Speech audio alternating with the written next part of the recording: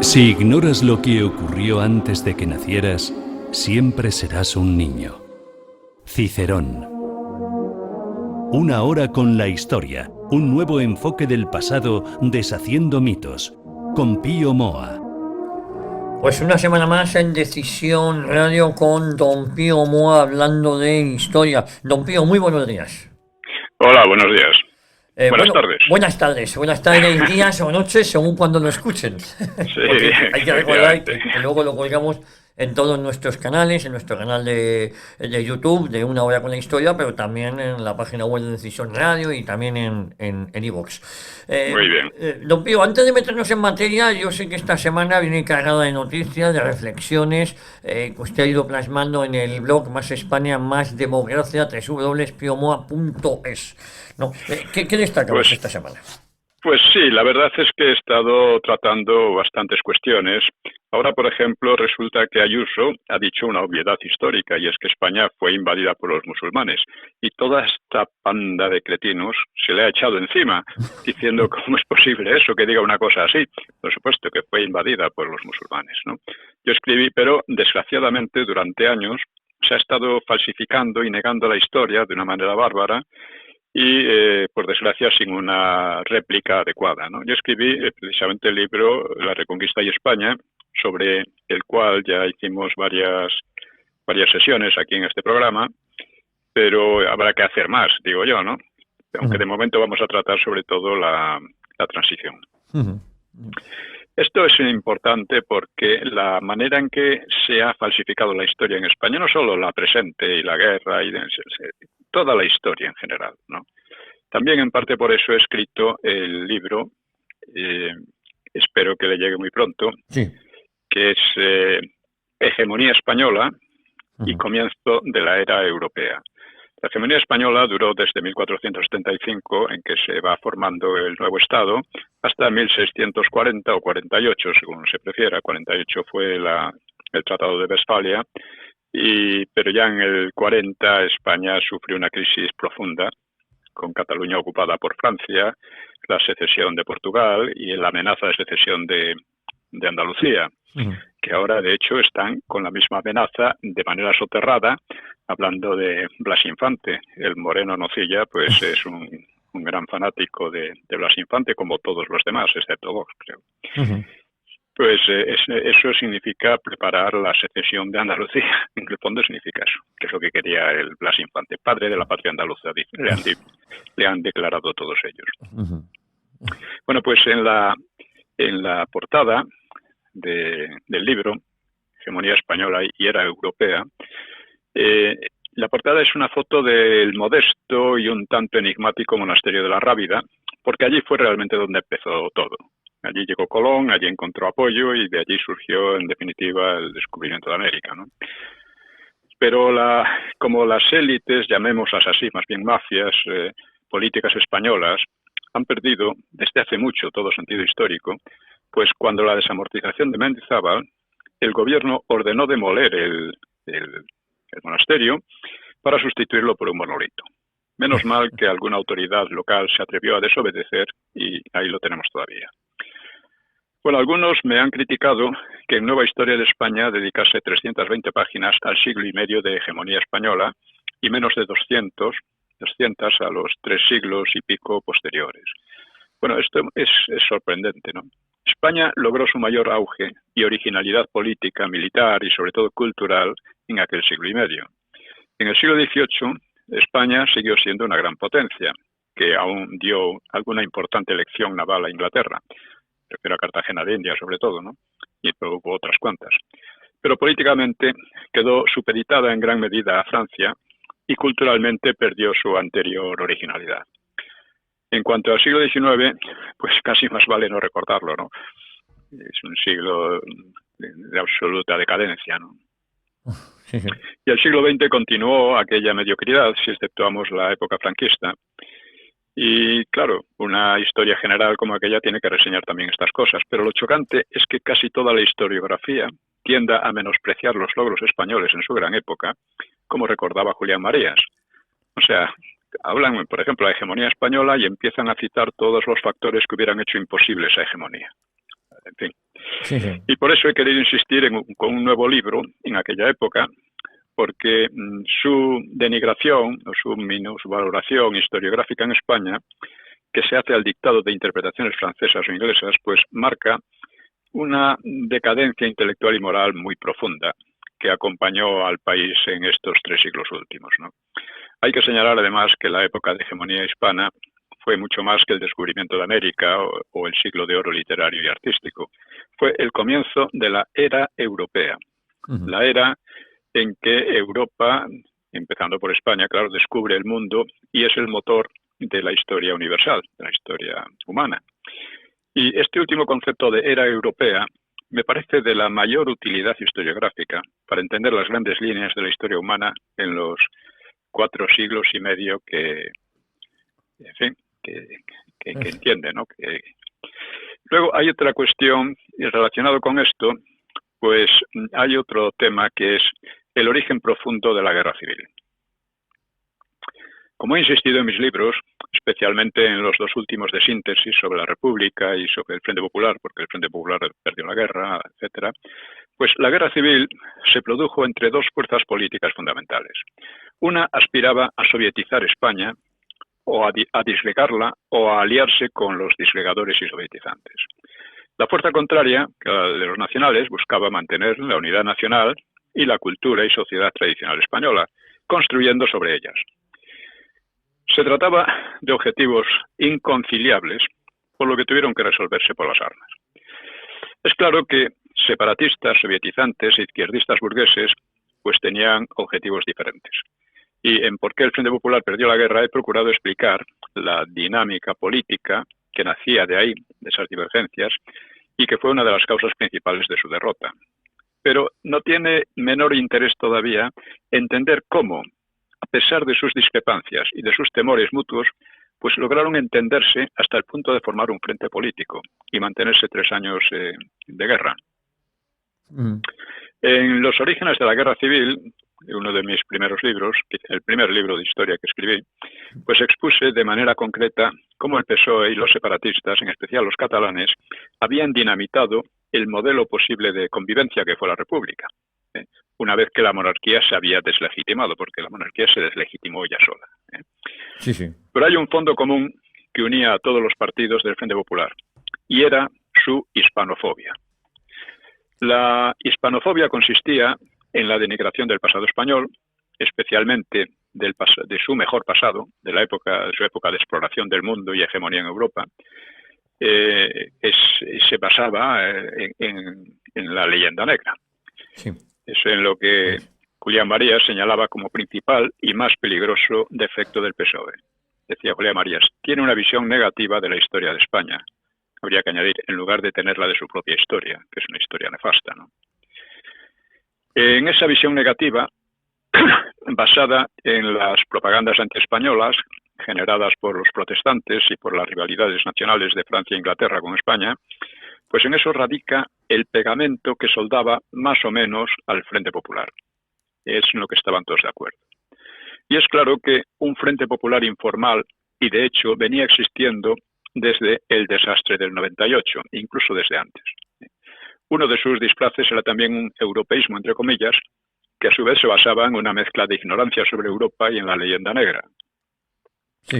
Y es una cosa que persiste. España es el país más europeísta de Europa y es el que menos sabe sobre Europa. Aquí no hay prácticamente bibliografía de alguna entidad sobre Europa, ¿no? Yo escribí precisamente por eso el libro Europa, una introducción a su historia que recomiendo a nuestros oyentes, porque efectivamente sí, es muy necesario saber lo que es y cómo ha evolucionado Europa y cómo ha llegado al suicidio de la Segunda Guerra Mundial, ¿no? La visión denigratoria de los partidos de izquierda y los separatistas, que constituían el Frente Popular, pues se amparaba en prédicas de intelectuales como Ortega, como Azaña, incluso Unamuno, como Américo Castro y bastantes más. Y durante la Segunda República pareció afianzarse tanto en España esa visión denigratoria que hasta se daba por irrisoria e impotente cualquier reacción. Pudo haber ocurrido así. Es decir, pudo no haber ocurrido una reacción y ganar el Frente Popular al final y rápidamente disgregar España, ¿no? Entre otras cosas, ¿no? Pero la reacción se produjo y además triunfó contra todas las expectativas iniciales. Fue un proceso muy parecido al que hemos presenciado y padecido en los últimos decenios, debido sobre todo a una derecha inculta y cada vez más corrupta. Y por eso la irrupción contra todos los cercos de silencio de un partido pues patriota como Vox, que hasta hace poco se daba por imposible, pues es la mejor noticia desde hace muchos años. Y también, insisto, por estas razones, acabo de publicar Hegemonía Española y Comienzo de la Edad Europea. Hay hablando de historia y de metodología, pues un profesor me acusaba de que mis libros de historia no prestan atención al factor económico, que según él es la base científicamente explicativa de la historia. Bueno, cualquiera que lea mis libros verá que sí le presto atención, solo que no le doy el valor que él dice. O sea, simplificando la cuestión, la economía consiste básicamente en el alimento, y es cierto que si no comemos nos morimos. Pero una cosa es comer para vivir y otra muy distinta, vivir para comer, que en esto último radica, en definitiva, la clave de la historiografía economicista, ¿no? Que hoy se presenta como científica, además, porque se dice científica porque le da la gana de decirse científica, pero no, sin ninguna base, ¿no? Y ello aparte conviene descartar simplezas muy extendidas, como la de primum vivere de inde philosopari, ¿no? Esto es una frase latina que más o menos viene a decir lo mismo. Primero hay que comer, la economía, y después ya nos dedicaremos a filosofar. Pero no es así. La economía humana se basa en la técnica y en complejas distribuciones y relaciones humanas, todo lo cual exige mucha filosofía. Volviendo a la era europea, pues digamos que Europa se desarrolla sobre una base común, que es cristiana, que termina diferenciándose en ideologías, sobre todo a raíz de la Ilustración, y además con una intensa diversificación nacional. Esa diversificación la distingue de otras civilizaciones como la romana, la china o la islámica. O sea, hay diferencias y luchas internas en el Islam, pero no tienen un componente nacional, pero en Europa sí. Las rivalidades, las alianzas, las guerras y acuerdos entre naciones son un factor esencial en el desarrollo europeo. Puede verse también un impulso interior de supervivencia y de asentamiento que predomina durante un milenio después de la caída de Roma y un periodo expansivo y mundial a partir de las expediciones españolas y en menor medida las portuguesas. Y este último impulso será protagonizado solo por contadas naciones, no por Europa en su conjunto.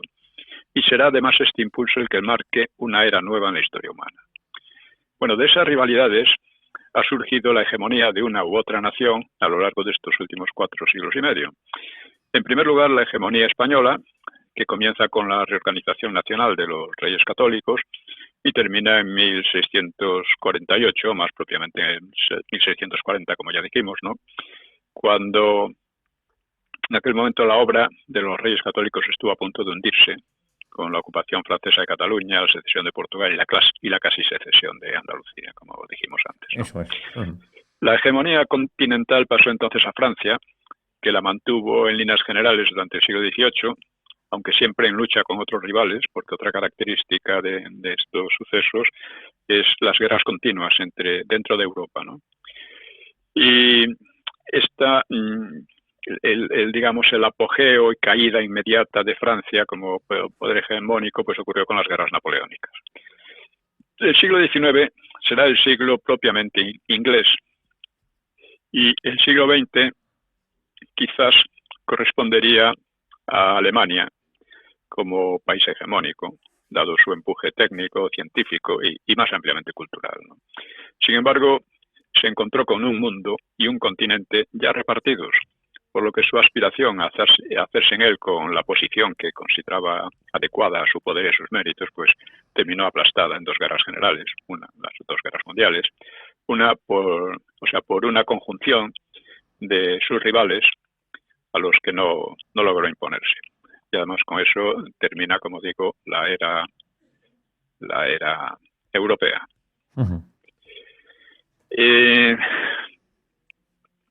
Hemos dicho que hay un problema de fondo aquí en España y es el problema de la universidad. Sí. Hace poco me escribía un lector de mi blog, Más España y Más Democracia, me escribía diciendo, sale por... no, ¿cómo es? ¿Cuál es lo que me... sí. Dice, estoy buscando información para saber si se puede argumentar que la nación española nace por primera vez en el reino hispano-godo de Toledo y con Leovigildo, y no en 1812 con la Constitución de Cádiz. Porque cada vez que lo planteo en la universidad, solo recibo risas e insultos de profesores y compañeros de clase. Pero aparte de eso, tampoco es que ellos me den muchos argumentos. Bueno, le contesté. Si la nación española hubiera nacido con la Constitución de Cádiz, la nación seguiría sin existir, que es lo que en el fondo pretenden. Porque esa Constitución nunca se aplicó, y las que siguieron duraron poco. La actual está siendo más duradera junto con la de la Restauración, pero está siendo permanentemente vulnerada también. O sea que seguiría sin existir España. Es más, estamos viendo cómo hay un proceso para destruirla, deslegarla. Sí, sí. Deslegarla o disolverla en la Unión Europea, claro. Bueno, una nación se puede definir de muchas formas, pero básicamente es una comunidad cultural bastante homogénea con un Estado propio. Y como es natural, pues las naciones, como todo, pues van cambiando y evolucionando con el tiempo, pero siempre sobre aquella base, sin perder aquella base. Estado, o sea, comunidad cultural con un Estado propio. Sin Estado no hay nación. Claro. No existen naciones culturales, sino comunidades culturales. Si jugamos con los conceptos, al final nos hacemos unos embrollos y unas falsas polémicas que no llevan a ningún lado. Sí. España tiene una comunidad cultural que se basa en la herencia latina y un Estado que comenzó con Leovigildo. No con los godos en general. Los godos fueron durante un tiempo, su primera etapa, una oligarquía extraña que podía haberse ido, como había peregrinado por toda Europa, pues podía haberse ido a África o cualquier cosa, ¿no? Pero con Leovigildo hay ya un proyecto muy claro de Estado nacional. Incluso cuando el Estado hispano-godo fue destruido por la invasión islámica, que hay que asombrarse, ¿no?, del grado de indignidad moral, y porque es indignidad moral, ¿no?, para negar la realidad. Cuando empiezan a criticar a Ayuso por decir la realidad de que España fue invadida por los musulmanes, ¿no? Bueno, pues Claro. aún después de destruida momentáneamente la nación española, pues el influjo cultural y político y el recuerdo del Estado anterior fue tan importante, tan potente, que permitió la reconquista y la recomposición que hicieron los reyes católicos, y que además siempre se hizo invocando la legitimidad hispano-goda. Sí. Si yo le decía a este lector, si usted pone en internet mi nombre junto con visigodos, encontrará algunos artículos en que explico estas cosas. Y si se molesta en leer Nueva Historia de España, lo verá más a fondo. En cuanto a las risas del tonto y a los insultos, pues solo revelan la basura que es casi toda la universidad. Pero no hay que bajar la cabeza ante esos profesorcetes y esos alumnos memos. Usted mismo podría difundir allí este breve comentario. Sí. La cuestión es muy de fondo y es muy importante. ¿Es posible reformar la universidad? ¿Y con qué criterios podría reformarse?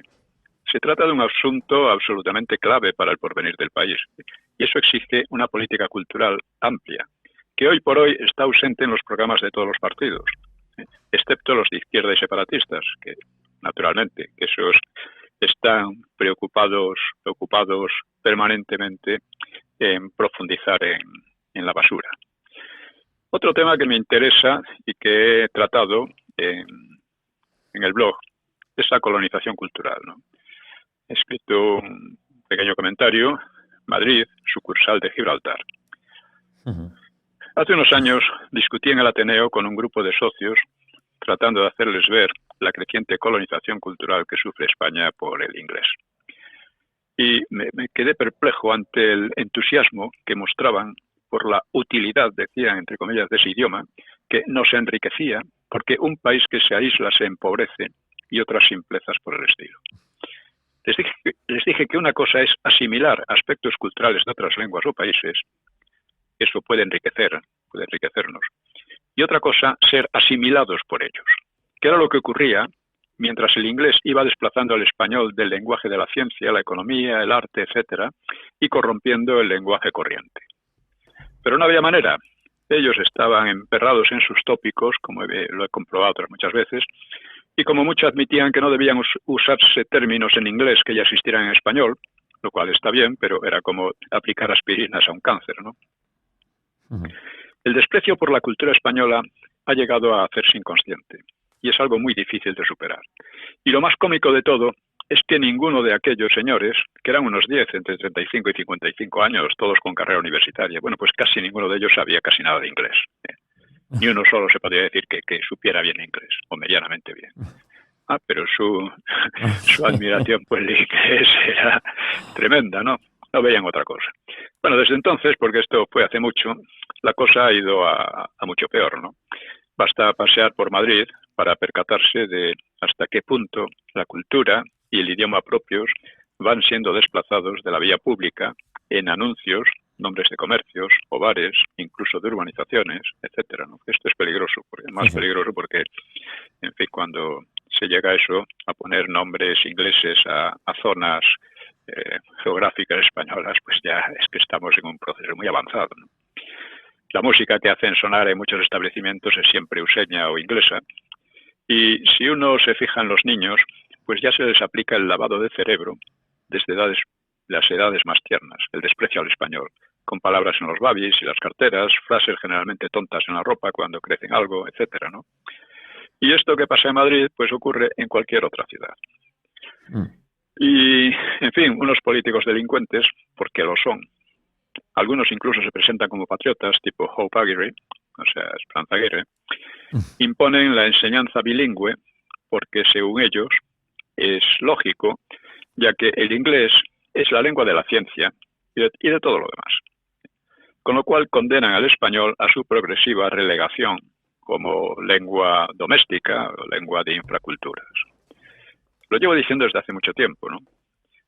Y porque además una cosa curiosa es que muchos de ellos se indignan por las políticas de inmersión y de exclusión del español en Cataluña o Vascongadas o Galicia, ¿no? Se indignan, pero no ven esto que es muchísimo más grave. Claro. Recientemente el Puxoliño gallego, el Feijóo, que promociona el gallego como lengua propia y admite el español como lengua ajena, dice que eso es convivencia cordial, ¿no? Bueno, pues ha dicho que el problema educativo en España consiste en que no hay suficiente enseñanza del inglés. Y no ha provocado la menor crítica ni la menor réplica. O sea, como dicen muchos separatistas que no disimulan, como el Puxoliño, entre el español y el inglés como lenguas ajenas, como lenguas extranjeras, que es lo que se presenta, pues mejor el inglés, claro. Incluso en Vox algunos piensan de manera muy semejante. Muy similar, sí. Sí. Y, en fin, he tratado también, estoy tratando una serie de cuestiones sobre la crisis de la democracia, ¿no? La primera nota, pues me he basado un poco en el libro de Luis del Pino, La dictadura infinita, que plantea la crisis desde el punto de vista de tendencias totalitarias, en gran parte externas, sobre todo China, y de las posibilidades de control casi absoluto de la población que hoy permiten las nuevas tecnologías. Pero la amenaza externa es solo una parte del problema. El hecho es que la democracia, como también señala el autor, está siendo socavada en los mismos países que se proclaman democráticos, empezando por USA. Debemos entender que toda sociedad humana es forzosamente oligárquica. Y no solo en sentido político, en cualquier actividad, desde la atlética o deportiva hasta la científica, artística, desde luego la política, siempre son unos pocos, muy pocos, los que destacan por encima de los demás y con ello rinden un beneficio al conjunto. Estos son las élites y componen una forma de poder en todas las actividades. La igualdad es la muerte, solo se da en la muerte o en la esclavización de la mayoría.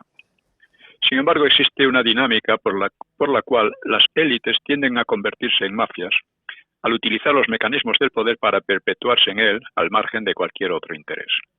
Por eso la democracia pone coto hasta cierto punto a esa tendencia tan repetida en la historia, ya que expone a las élites a las elecciones y a la libertad de expresión. Pero esto solo hasta cierto punto. En democracia, la llamada opinión pública tiene mucha fuerza y se manifiesta en mayorías electorales. Es una opinión difusa que se crea y se cambia con los medios de expresión y de difusión, y hay que las mafias tengan el mayor empeño y el mayor interés en controlar esos medios. Uno de los aspectos clave de la crisis actual de la democracia reside precisamente en el carácter mafioso de los medios, transformados en la triple M a través de intereses y dinero, los grandes medios, ¿no? Estos medios destruyen el espíritu de la libertad y dejan sin voz ni expresión a una gran parte, que puede ser mayoritaria, de la población. Es muy difícil vencer esa tendencia, aunque Trump, por ejemplo, lo logró una vez y quizá vuelva a lograrlo. También en España y en la Unión Europea surgen denuncias y voces que dificultan su despotismo, tanto a la triple M como a los partidos que vienen repartiéndose amigablemente el poder en una democracia de amigachos, que podría decir Azaña, cuando hablaba de la política republicana como una política de amigachos, incompetente, tabernaria, de codicia y botín sin ninguna idea alta. Pues vivimos una cosa parecida. De tal manera, la lucha no está resuelta ni mucho menos. Por ahora las mafias consiguen sostenerse. Por ejemplo, con relación a las últimas elecciones en Francia, decía una comentarista de una revista que se llama Boulevard Voltaire, dice, ¿cómo se llama un país donde casi el 100% de la prensa subvencionada apoya al gobierno? ¿Cómo se llama un país en que todos los contribuyentes son forzados a financiar los medios comprometidos al servicio de las élites, entre comillas, del poder, y de un inmenso partido hegemónico que criminaliza a sus opositores? ¿Cómo se llama un país donde la mitad de los ciudadanos no tiene ya confianza en ningún medio de masas? Bueno, ese país se puede llamar Francia, se puede llamar España, se puede llamar USA y se pueden llamar casi todos los de la Unión Europea. Uh-huh. Bueno, y con esto yo creo que podemos pasar a... Nos metemos de lleno en el tema y vamos a hablar hoy sobre la transición, ¿no? Sobre la transición, sí. Uh-huh. Yo escribí el libro La transición de cristal hace 12 años. Sí. Y empezaba la transición en crisis 35 años después. Por cierto que Stanley Payne comentó que era el libro mejor que se había publicado sobre la transición hasta entonces, y desde entonces también porque no se ha publicado casi nada nuevo, ¿no? Comentaba así más o menos, Piomoa llama la atención sobre los 3 proyectos diferentes de democratización, el de Fraga, el de Fernández Miranda y el de Suárez. El de Fraga, proponiendo ir de un modo muy moderado, paso a paso, no tuvo ninguna oportunidad de ponerse en práctica, pues el proceso comenzó en 1976 con el proyecto de Fernández Miranda, de una gran reforma democrática con una nueva ley electoral inmediata, seguida por la preparación de una constitución tan pronto como fuera posible, pero manteniendo la integridad nacional. El proyecto que efectivamente se llevó a cabo no fue exactamente ese, sino el algo diferente y mucho más difuso de Adolfo Suárez, que fue confeccionado sobre la marcha en la última fase de 1976 y en 1977. Un objetivo fundamental de esa política durante el 77-78 fue una serie de concesiones a las izquierdas y a los separatistas, que entonces no se presentaban como separatistas porque estaban muy débiles, pues para ganar su cooperación, que en gran parte se consiguió. Pero claro, este fue el aspecto más débil del programa de Suárez. Por cierto que es muy curioso cómo el personaje que, le han dedicado el aeropuerto de Barajas y han querido hacer de él una especie de figura nacional, pues cómo se ha difuminado con motivo del aniversario, no sé, el 10, sería el 10º aniversario de su muerte, o el 20, no me acuerdo. Uh-huh. Pues se podía ver, por ejemplo, algunas encuestas en la universidad. Ya la universidad está muy degradada, pero en fin, preguntándoles sobre Adolfo Suárez y salían las respuestas más pintorescas, ¿no? Uno decía, sí, creo que dio un golpe de Estado o algo, ¿no? Cosas así. Otro día, no, sí, este es de la dinastía, no es de la dinastía. Bueno, este tipo de cosas revelan también un poco el nivel de la universidad, que es uno de los grandes problemas más de fondo que tiene España. Uh-huh. Bueno, pues Al comenzar la transición, es como se conoce el periodo de transformación de la dictadura del general Franco a la democracia. Esta dictadura es un término sobre el que hay que hablar. No es lo mismo dictadura que tiranía. Puede haber una tiranía democrática, como ya explicó Tocqueville, y las cosas son más complicadas que como se suelen presentar. Pues entonces, bastante más de la mitad de la población actual no había nacido o estaba en la infancia, pero en torno a un tercio la vivió con edad para enterarse. Como esto está escrito hace 12 años, pues hoy día las proporciones son bastante distintas. Probablemente no más de un cuarto de los habitantes actuales vivió la transición con edad para enterarse, quizá menos, ¿no? Por lo tanto, se trata de un suceso histórico muy reciente. El tópico afirma que no se puede escribir la historia hasta pasado un tiempo de los hechos, que algunos estiman en varias generaciones, pero esto es un tópico sin base real, ¿no? Hoy abunda la documentación, no solo abunda, sino que sobreabunda, por lo que, y además gran parte de ella es perfectamente prescindible, ¿no? Por lo que historiar el pasado próximo tiene más bien el problema del exceso que el de la falta de datos, porque la mayor dificultad para el historiador y para el público en general es la de desentrañar el cúmulo de noticias, informes y opiniones contradictorias que vemos sobre casi cualquier tema, ¿no? Por otra parte, claro, las conductas humanas guardan un lado oculto, el lado de las intenciones y motivos de los actores políticos, que se pueden deducir de los hechos mismos, pero no del todo. Siempre hay algo que se oculta, ¿no? Inevitablemente, ¿no?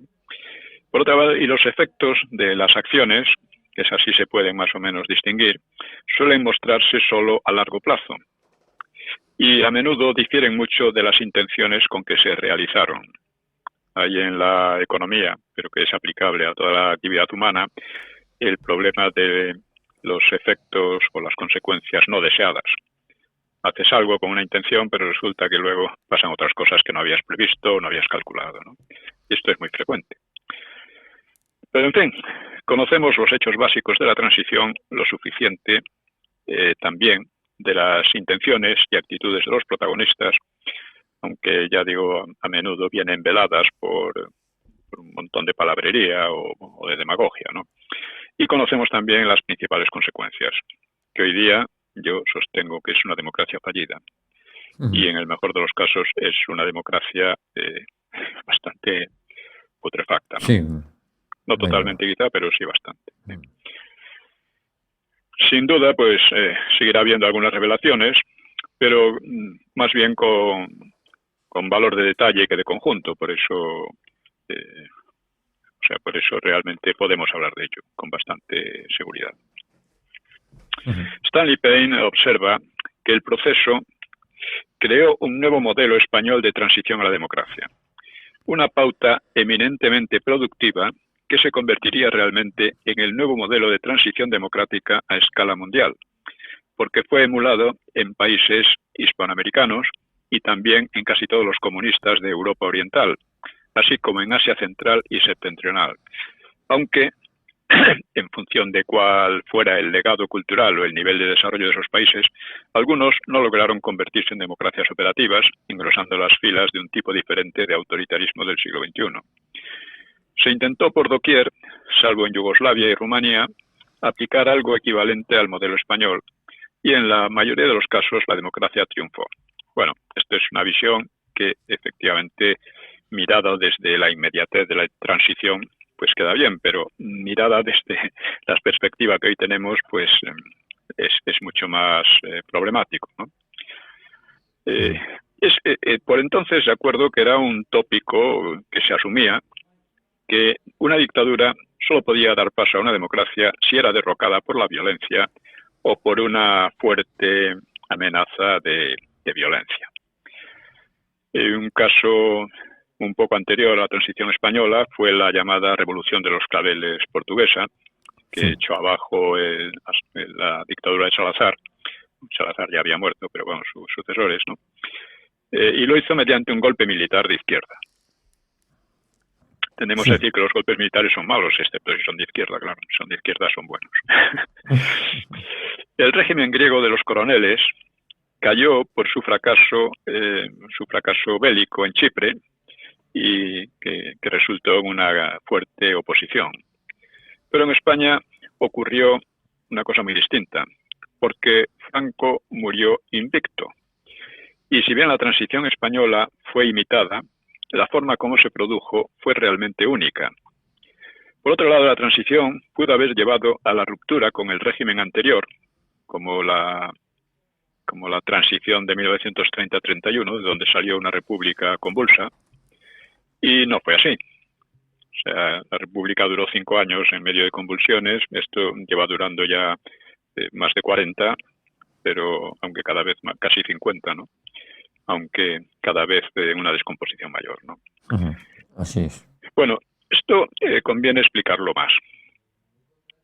Si bien el término democracia es equívoco, pues el sistema político, porque se emplea para justificar mil cosas, aquí en España todos son demócratas, desde la ETA hasta el PP, ¿no? Bueno, pues el sistema político que llamamos hoy democracia surge a partir del liberalismo. O sea, libertades políticas, control público, limitación y separación de poderes, más el sufragio universal. Esa democracia es muy reciente en la historia, aunque tenga raíces muy lejanas en Atenas, pero la democracia ateniense era muy distinta de lo que hoy llamamos democracia, ¿no? Uh-huh. En la mayor parte de Europa, esa democracia data del siglo XX. En Inglaterra, por ejemplo, de después de la Primera Guerra Mundial. Alemania ya era más democrática antes. Uh-huh. Durante el siglo XIX, y aparte de declaraciones poco aplicadas, pues el sufragio universal solo se aplicó en Suiza desde 1848, en Alemania del Norte desde 1867, lo que hizo de su Alemania del Norte, o sea, Prusia y tal, ¿no? Esto hizo de su parlamento el más democrático del continente, aunque el régimen en conjunto era bastante autoritario, ¿no? En Francia, desde 1875, estamos hablando del sufragio universal, y en España desde 1890. O sea, cuando se declaró el sufragio universal en España, era masculino, entonces, claro, pues eran muy pocos los demás países europeos que lo tenían. Uh-huh. Luego siguió imponiéndose por toda Europa, con más o menos corrupción, en las décadas siguientes, que se extendió a veces a la mujer. O sea, Inglaterra, Reino Unido, lo introdujo en 1918, como dije, con restricciones a las mujeres, y en 1928 de forma general. Digo esto para que nos demos cuenta de hasta qué punto se trata de un régimen nuevo en la historia, que algunos creen entonces que todo lo anterior era malo, todo lo anterior era ilegítimo, es una tontería enorme, ¿no? Pero algunos que no piensan mucho, pues lo creen así. España acordó el voto femenino en el 31, precisamente en contra de las feministas de izquierda que estaban en el Parlamento, que decían que no, que eso, el voto femenino va a dar la victoria a la derecha, porque ahí están los curas influyendo en las mujeres, ¿no? Y efectivamente en las elecciones de dominio del 33 ganó la derecha. ¿Sería por eso o no sería por eso? Yo creo que no fue por eso. Uh-huh. En Francia el voto femenino se concedió en 1944, o sea, bastante más tarde que en España. Que en España. Las libertades quedaron abolidas en Rusia desde 1917, en Italia desde 1925, en Alemania desde 1933. Me refiero a las libertades políticas, que no es lo mismo que la libertad. Hay una libertad personal y hay una libertad política. Y estamos precisamente en La libertad personal es la que todo el mundo tiene de manera natural, sin necesidad de que se lo regule el gobierno, ¿no? O el Estado.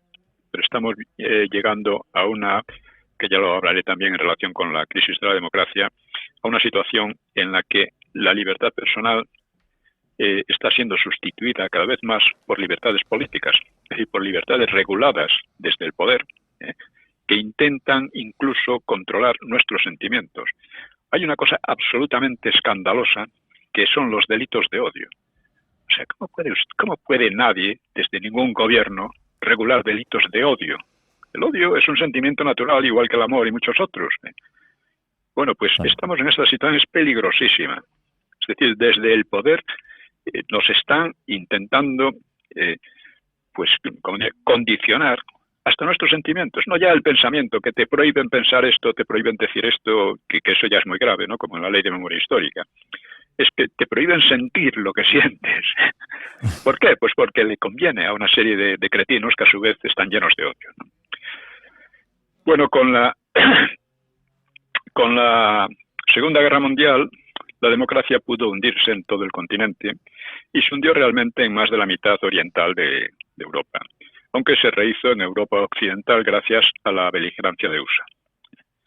Es muy importante porque toda Europa occidental debe su democracia a USA, es decir, al ejército, concretamente al ejército de USA, excepto España.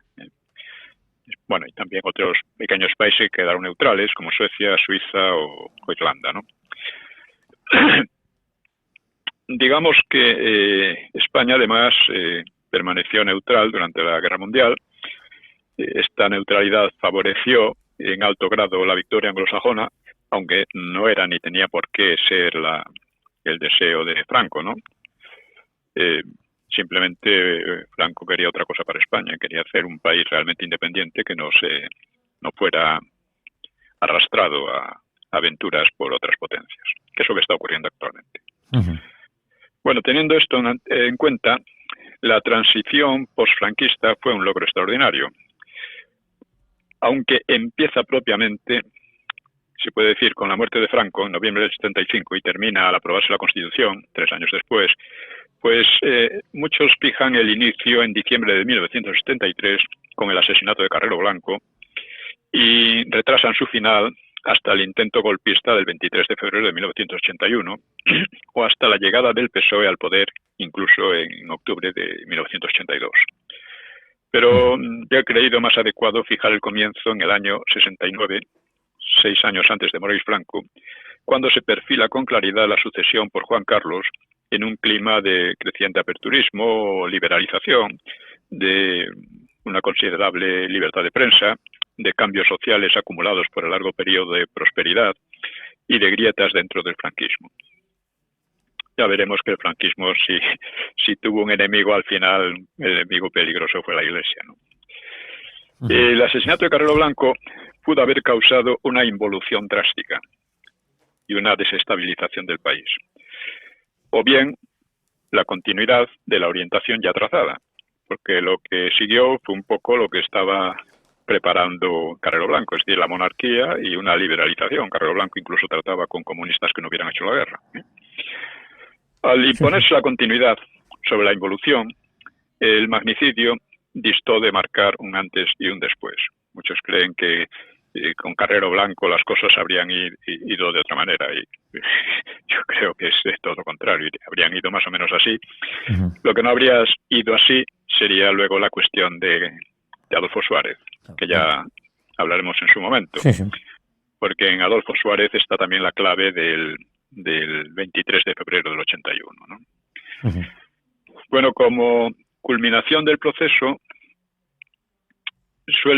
puede considerarse la Constitución de 1978, que marcaría una orientación general desde entonces, muy vulnerada, casi constantemente vulnerada, pero puede extenderse la transición hasta el año siguiente, cuando se afianzaron las grandes tendencias del nuevo régimen. O sea, no parece cierto que el golpe del 23F, al fracasar, consolidase el sistema democrático, como se dice. Más bien diríamos que su grado de consolidación previa permitió la fácil salida de la crisis. Porque hay otro mito del que se habla mucho, y es que en la transición se reconciliaron los españoles. No es verdad. La transición se hizo con unos políticos muy mediocres en general, quitando alguno que otro, pero en conjunto muy mediocres, que pudieron hacerlo sin llegar a una catástrofe, pues porque la sociedad española creada en el franquismo estaba reconciliada, era próspera y no era extremista. Por eso unos políticos un poco de 3 al cuarto pudieron hacer algo que no llegó a ser un desastre entonces, aunque fue tendiendo a ello, ¿no? Y el 23F, pues lo que ocurrió fue que esa sociedad pues se mantuvo igual que cuando el asesinato de Carrero Blanco, la sociedad respondió de manera moderada y tranquila, ¿no? Ujú. Y esta es una herencia del franquismo, Del franquismo, no sin de duda. otros, por supuesto. En cuanto al triunfo electoral del PSOE, un año y medio después, pues lo único que hizo fue reconfirmar que el sistema era bastante sólido, no robusto, pero tampoco endeble, ¿no? Por el momento. Aunque abrió un periodo de corrosión de la democracia que tras el paréntesis de los gobiernos de Aznar, recuérdese que una de las primeras cosas que hicieron los socialistas fue declarar muerto a Montesquieu, o sea, muerta la separación de poderes. Y que el PP, en lugar de denunciar aquello como un auténtico golpe de Estado que era, pues se sumó al problema, la democracia de amicotes, que diría Azaña, ¿no? Pues, como digo, lo que abrió el PSOE fue una corrosión de la democracia, ¿no? Que llegaría a una involución política desde la matanza del 11M 2004. 2004, cuando los atentados de Madrid, de Atocha, etcétera, pues entramos en una auténtica involución política. O sea, lo que hay ahora, llamarle democracia es exagerar mucho, ¿no? La llamada Ley de Memoria Histórica, que es en sí misma antidemocrática, hace ilegítima la transición. La hace ilegítima porque niega de cómo vino y de dónde vino. Y abre una etapa nueva y peligrosa para España, en la que estamos. Lo único nuevo y bueno que ha salido en estos años ha sido Vox, como un partido patriótico y un partido que, en fin, tiene algunas ideas claras, algunas ideas básicas claras, entre ellas la unidad de España y la democracia, que precisamente está siendo atacada por todos los medios, ¿no?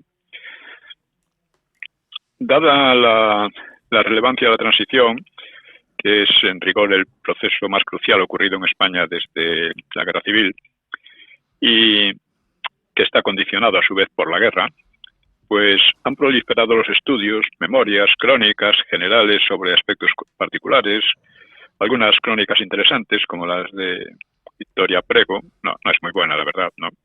O Joaquín Bardavío, interpretaciones y memorias de cierto relieve como las de Sánchez Terán o las de protagonistas como Fernández de la Mora, Federico Silva Muñoz, Martín Villa, Miguel Herrero de Miñón, Leopoldo Galvo Sotelo, Pablo Castellano, José María de Areiza, Santiago Carrillo, Alfonso Guerra, en fin, todos han escrito un poco, cada uno a su manera, y la verdad es que o sea, Ortiz Bordás, de Fraga y Ibarne. Fraga y Ibarne tiene un dietario, o sea, un diario, que es útil y muy interesante, ¿no?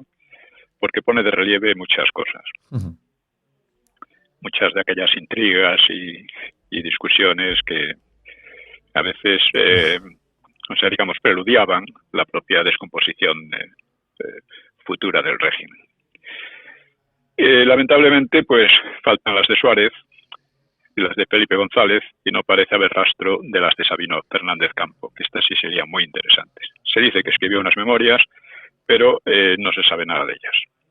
Yo hablé con Fernández Campo varias veces. Desde luego estaba muy descontento con Suárez, también con el rey, con Juan Carlos. Con Juan Carlos. Y me indicó algunas cosas, pero por entonces yo estaba en fin, embebido en el tema de la guerra y no le presté demasiada atención. La transición no me interesaba demasiado, pero hice muy mal. Tenía que haber tomado notas de todo lo que me dijo y ahora solo puedo recordar algunas cosas sueltas, ¿no? Bastante lamentables, pero que no puedo documentarlas. Sí, documentarlas, una lástima. En el libro de la transición de cristal, pues he utilizado sus fuentes. Son fuentes secundarias, pero son muy importantes. Como biografías como la de Juan Carlos, por Javier Tusell, o por Paul Preston, o por Villalonga, todas ellas muy malas, ¿eh? Sí, muy malas. Las tres son bastante cortesanas y la de Preston es disparatada, ¿no? Sí. Cabe añadir la de Patricia Sverlo, que es el seudónimo de un periodista proetarra, que recoge datos publicados en la prensa, eso sí, alineados con vitriolo. Voy a decir una cosa. Dice, la dedicatoria de este Sverlo, que en realidad era un periodista gallego proetarra, pues es grotesca. Dice, a todos los antifascistas que dieron su vida defendiendo la República y el poder surgido de las urnas en 1936 frente a los golpistas de Franco, quien con los años nombró como sucesor a Juan Carlos I, actual rey de España. Es decir, los asesinos son los buenos, los que querían disgregar España son los buenos, los que querían sovietizar a España son los buenos, y los que falsificaron las elecciones del 36 son los buenos, y los que se levantaron en armas contra la República en el 34 son los buenos, según la versión de estos, en fin, la versión medio alucinada de esta gente, ¿no? Hay una... Sobre Suárez, pues yo me he basado en los libros de Luis Herrero y Gregorio Morán, Gregorio Morán con un exceso de interpretación psicológica, sin que sepamos muy bien si con ella queda descrito el biografiado o el biógrafo. Porque, claro, ocurre muy a menudo, por ejemplo, con Preston. Preston da una visión completamente ruin de Franco. De Franco. Pero ¿quién es el ruin? ¿Franco o Preston? Claro, cada uno da la visión según como uno es, ¿no? Y como uno piensa, ¿no? Por ejemplo, la dedicatoria del libro de Morán, se titula, el libro es Suárez, Ambición y Destino, pues no es lo que se dice afortunada, ¿no? Dice, a mi generación, que empezó luchando contra la mentira que fue el franquismo, toma castaña, ¿no? Y que luego acabó aceptando todas las demás. La verdad es que solo una fracción mínima de su generación luchó contra el franquismo, que fue una realidad histórica y no una mentira. Y que además, estos que luchaban contra el franquismo, éramos muy poco demócratas, éramos comunistas. El franquismo no tuvo oposición democrática. Hay que partir de este hecho real para entender todas las farsas y las mentiras que han venido después.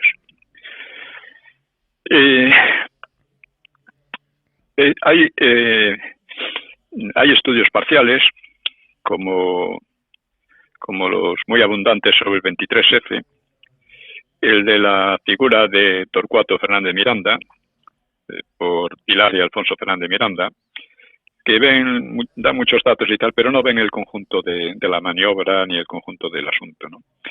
O otros de conjunto, como el de Charles Powell, o el de Raymond Carr y Juan Pablo Fusi. Estamos muy colonizados una vez más, ¿no?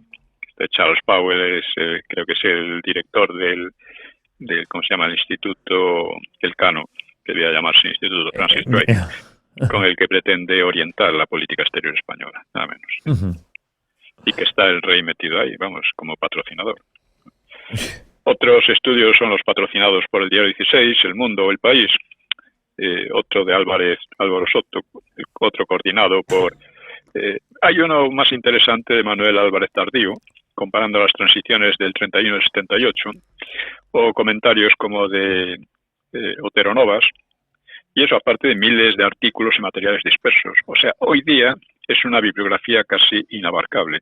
Y como ya dije al principio, el problema en todo esto no es la falta de documentación, es el exceso de documentación y de opiniones y de versiones, pero más diferentes, ¿no?